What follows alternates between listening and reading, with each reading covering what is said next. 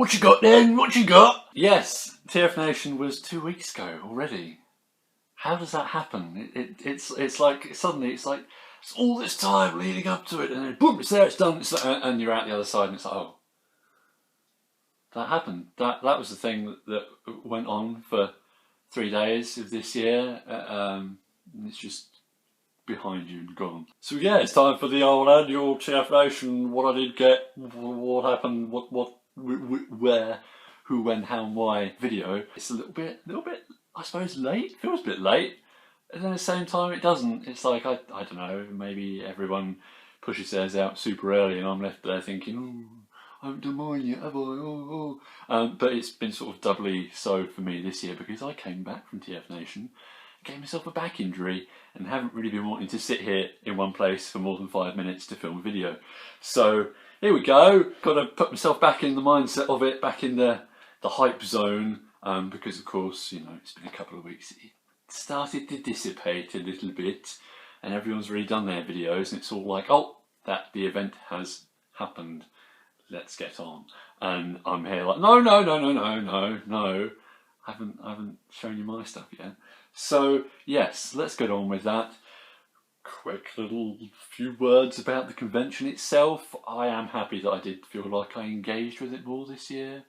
Only actually saw one panel, the Cyberverse one, where the directors were a little bit, I'm going to say they weren't really being family friendly for the audience with some of the stuff they came out with, but it was interesting, cool to see some of the design process stuff and some early sketches and all that kind of behind the scenes things, especially when I've actually taken the time to watch all of the episodes of the latest Transformers cartoon for once. But yeah, that was the only thing I saw. But I still felt like I was more involved with everything because I was actually up early in the morning and in that queue that snaked halfway around the building on Saturday morning, and got in there when the doors opened and saw how absolutely mind-numbingly hectic it was in there first thing.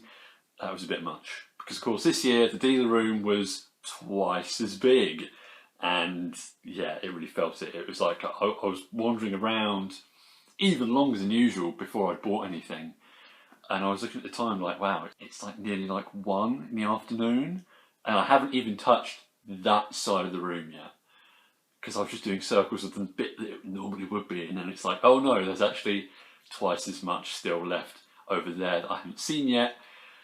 Whew, okay, woo, yeah, it was a bit much, So many people. I mean, yes, I've got the height advantage to look over people's heads, but it's still like, no, it's just people, like 3 people deep at every stall.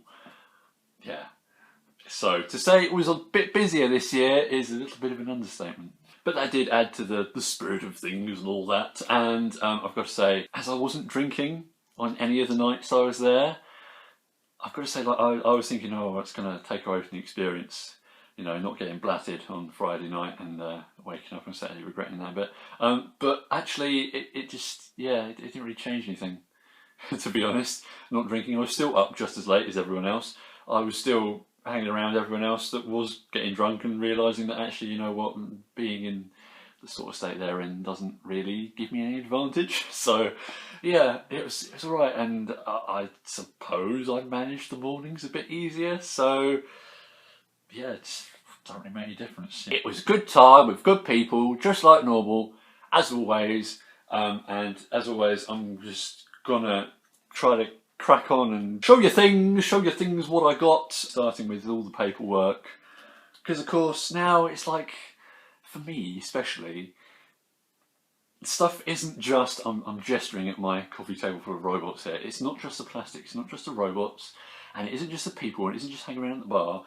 It's stuff what you hand out in the paper form, because it feels like I've become the kind of unofficial zine master, because I'm like, I've got my tendrils in like 3 different things here, and I'm lobbing these at people all through the weekend and inspiring other people to do theirs, and it's like, oh, okay, is this to do with me? Is this just me and Dorian just sort of putting all of this energy out there, getting all these sorts of things being made? Or is it, I don't know, am I just tapped into the collective zeitgeist of it all, and I'm riding the same wave that everyone else is. I don't know. It's cool either way. Yes, the old RI zine. If you pick one of these up from me or from Adam's stall, Zero Kaiser's table in the Forge, then we're very, very grateful because they came out really nice, and it's always such a treat to have people just look at these in front of me and go, "Oh, look at this! Oh, look at that! Oh!" Cursing Umar's name for all the digibashes that he's done, where it's like they're figures that you wish were real and I wish they were real, because he was sending me them when he finished them one by one, like almost every day for like a couple of weeks, and it was like, don't do this to me, don't do this to me. I want each and every one of these things to be real, and it's knowing that I'm going to be facilitating that emotion. A lot of other people is mildly painful, but all of the props have to go to Zero Kaiser because he did all the putting together. He did all this lovely cover stuff and all the formatting and all the cool coloured text and everything you're seeing is all his hard work. So, you know, go, I don't know, buy some of his stickers or stuff. There's stuff that he's, I'm quite happy to say, has got on sale after the convention. So, you know, I can plug him and you can go give him money for all of his nice things because he deserves it, because he did a really good job on this. And once again, I'm chuffed with the thing we made, what we did as a team. While I'm on that note, while I was pointing at the other cover, the back cover to the zine there, it means I can move on to the Toy Fu zine. I'm a bit kind of sad I didn't manage to pick up any of their other publications, because it seems like every year now they're doing more and more. But yeah, I only managed to get the zine, and I had to get the zine because I've got a comic page in there that Zero drew, and it came out so well. Like, as soon as I knew the theme was Micromasters, I was like, well, I've got no attachment to any of the G1 Micromasters. I'm going to make a little, like, headcanon-y story about the Energon Micromasters, that are the ones that mean something to me, that I had when I was a kid, and I had no idea what connection they had to the rest of Energon, because they were actually Universe figures, it turns out, that got released over here in Energon packaging because we didn't get Universe. So it was like, yeah, there's no fiction to these at all whatsoever. There never has been. And like, the best you're going to get is like a couple of bits on the wiki that have come out from some of that Ask Vector Prime stuff. So I thought, right, I'm having this. I'm claiming this little section of unexplored story, and I'm going to show you where they came from and that they're minicons and all this sort of stuff. And yes, lots of people doing, like, because yes, originally that Defensor, Energon Defensor, was 6 turbo, wasn't it? And it's like there's a fair few bits of like 6 turbo stuff going on in here, and people buying them, and you know, it's like there was a bit of energy around that team for whatever reason that I tapped into as well. But yeah, it's not 6 turbo. It's Defensor. It's Energon Defensor. This is the only page in this whole thing that isn't like really G1 heavy, because of course it's the 30th anniversary of the first Micromasters. So yeah, that's what that is. If you're wondering, it's Energon. This is me trying to make sense of some stuff that I had when I was 11 that I didn't really understand. But as always, the whole rest of this thing is great, and you know, I wasn't actually there to see if Toy Fu broke their like record fundraising amount, but I do hear that they did, and it's like, well, of course they did, because their table was massive and they had so much amazing stuff there. So yes, big shout to the Toy Fu crew, because they always just smash it, don't they? Moving on to the third publication, which I was very proud to be a part of, because I've actually been spending quite a bit of time reading this, because there's a lot in here, and Gherkin has worked some kind of dark art, because this is just, it's really good. Like, it's so fleshed out in every way, and it's like, but when do we start making more Transtech fan works? Because this has laid the groundwork to like a whole universe that didn't exist before. Yes, if you don't know, Transtech definitely happened, 100%. But there's also a school of thought that says it was the cancelled series that then got sort of shelved, and Armada came along and replaced it, and it was going to be a sequel to Beast Machines, and it's this kind of nebulous thing that's never been fully explored, and you can find concept art and prototype pictures of the toys, and Gherkin's just done all these like episode synopses, made a whole story that never existed, and made it feel 100% genuine. So much so that he's had to put a disclaimer at the back to tell you it's a gag, because actually I was stood around in a queue for Club Con. Few came along, one of his mates he was with was like, "Oh, did you see that Transtech one? They've got all the pictures, all the toys in the back and everything." And I was like, do I tell him? Do I tell him it's not real? Do I tell him that it's all a really, really, very, very deeply involved ruse? No, I'm not going to. Mainly because I've got some art in there. I got the privilege of being commissioned to come up with a look for Scavenger here, because you can go on the wiki and there's a page for a Transtech Scavenger and it's just his head.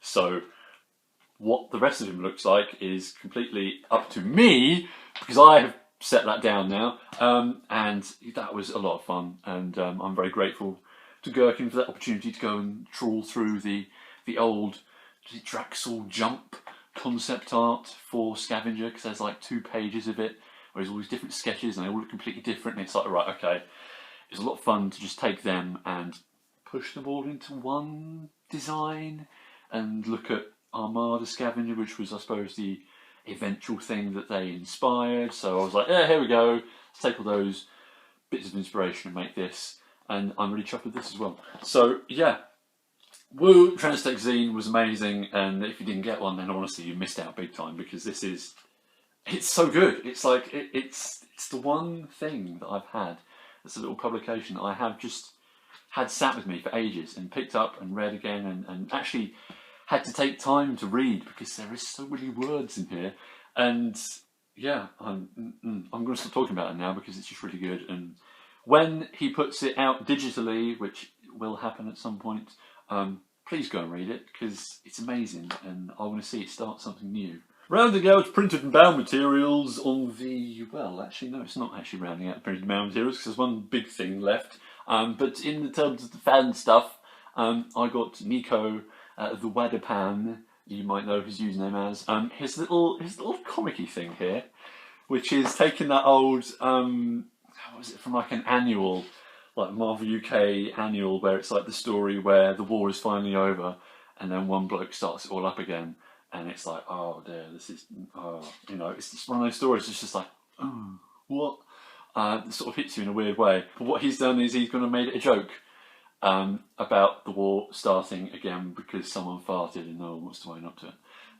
And honestly, it's very funny. Can we have more of this next year, please? Getting on to some random bits now. We got Zort Rider's postcard. Managed to bump into Rich for all of like 5 seconds on the Saturday, which was nice because if I hadn't, I wouldn't have seen him at all. During the Club Con thing, I was sat next to Scott.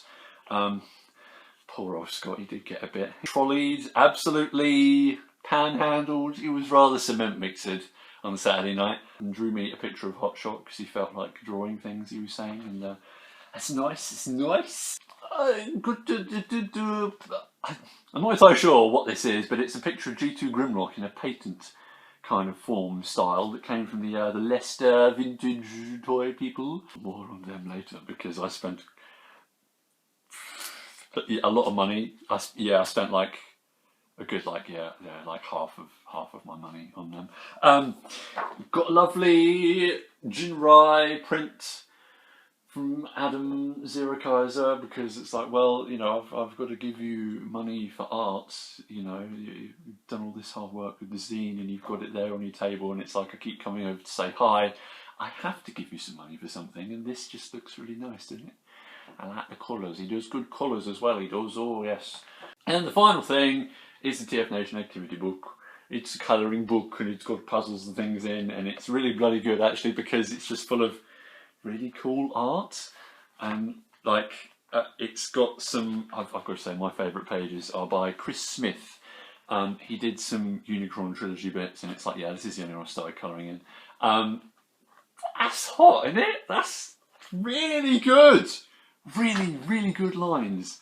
Like, yeah, some really good stuff in here, and it's just like the fact it was like free as well. I didn't have to pay for it. It's like it's just a really nice art book. Like before you go and ruin it by colouring it in yourself.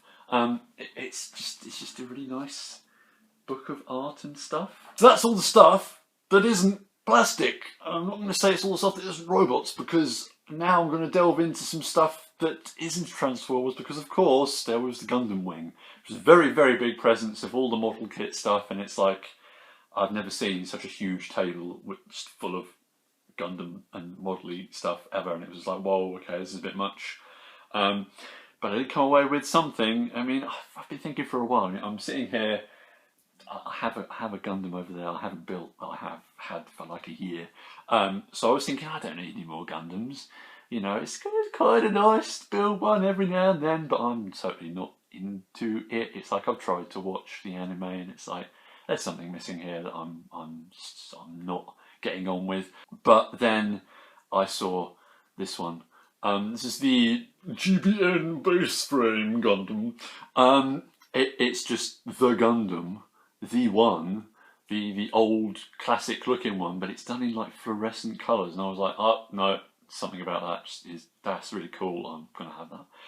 I started building it on the Sunday night in the bar, and yeah, it took me a little while to finish it when I came home, but it's really nice, and it just feels like kind of there's something definitive about this. Something just sort of, yeah, it's like I don't need any more Gundams now, because I've got the Gundam, and it's in these kind of like fresh, like he's got colours like trainers and stuff. It's just like, it looks good. I like it. Dayglow. It's just really cool, and it's really posable as well. Comes with loads of guns and his lightsabers, and I don't really care about any of that stuff, because it's like, this is how the Gundam looks. It has a shield and he's got a gun, and that's it. It just feels like, because it is this design, and it's not one of the 1,000,001 random different ones, because it's the most iconic sort of looking one. I just feel like I can just have him stood there, and it's like some kind of 70s classic vinyl toy or something. There's a little bit of prestige about that I rather like. It wasn't the only kit I got though, because I suppose in a way things aligned to make me spend the money on this, because like the week leading up to TFN I started watching the Ultraman anime that's on Netflix, just because it looked kind of cool, and I was like, oh no, I need a figure of this design of the Ultraman 7 suit, and I was aware that there was like a kit of it that had come out relatively recently. So of course, as soon as I came across the Gundam Mad stall in the dealer hall, I was like, have you got the Ultramans? And they were like, no, sorry mate. I was like, oh well, I might get one another time. I'm not really that fussed, because it's just a kit, and I'd rather have like a figure art of it or something anyway. But then I went round again, and John was like, is that the Ultraman you wanted? Pointing behind the guy sat at the store, and I was like, yeah, it is, yeah. And he was like, what? Oh yeah, we have got it, there you go. I was like, oh, well, I've got to buy it now, and because that's the one thing I asked you about earlier. It turns out you've actually got it. So, yeah. Figure standard, Ultraman Suit Verse 7.5. It's nice. It wasn't as fun to build as the Gundam, because it's a bit more involved, and it's a bit more like you kind of want it to be a nice action figure when you're finished. And it is. It's definitely not a figure art, like his knees only bend that far, and of course he's a bit light because he's a kit and all this sort of thing. And I did break one of the bits, but I'm not going to show you where it is, because hopefully the layered armour in the right pose covers it up. Yeah, it's got loads of stickers I'm not going to bother with, because they look bad, and then they start fraying like the ones under his arms here.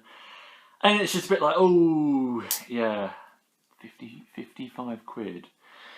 Feels like a bit much, but at the same time, it is pretty darn cool. And his eyes light up as well.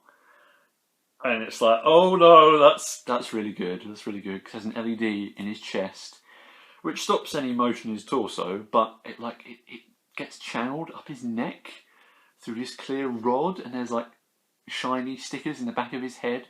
And it makes it shine out of his eyes, and then through the visor on the top of his eyes, and it's like, how is it still that bright when you've got all this stuff going on inside and around the light and everything? And it's like, wow, okay, That's cool. That's cool. So, you know what time it is now, don't you? It's time for me to take a break because sitting here too long hurts a little bit. So I'm going to cut things off here. That was all that stuff. That's all the supplementary bits. Next up we do robots. Very soon, all the robots that I got. Stay tuned.